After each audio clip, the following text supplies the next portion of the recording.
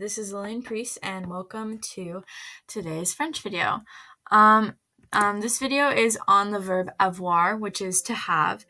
My previous video I did on the verb être, which is to be, and you're probably thinking, why are these the first things I'm learning in French?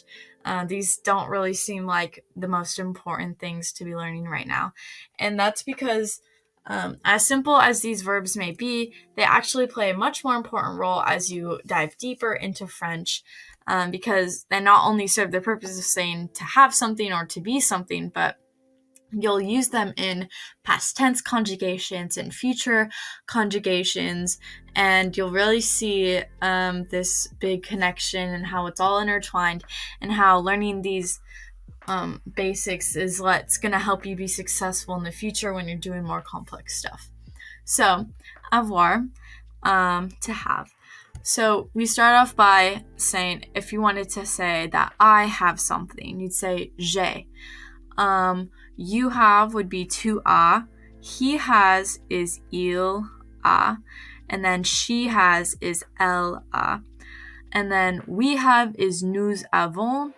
And then you have is vous avez, and then they have is ils ont, which is the masculine version, and then elles ont, the feminine version. Notice how these, they just have the s to make them plural.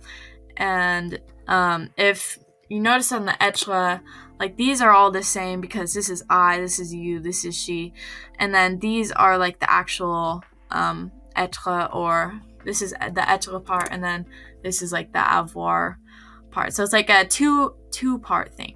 So I just talked about this on my être video, but the you have and the you have, this is like the informal singular way of saying this, and this is the plural and formal way of saying this. So you'd say this to like a stranger or a professor, or this can also be used in a plural sense. And vous kind of translates in English to y'all as well as you. So if you wanted to say like y'all have a pizza, you could say vous avez une pizza.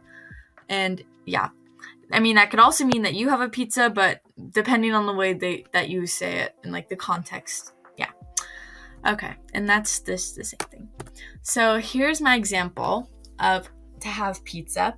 So if you wanted to say I have a pizza, you'd say j'ai une pizza. If you wanted to say you have a pizza, but you're saying this to like a friend, someone informal, singular, you'd say tu as une pizza.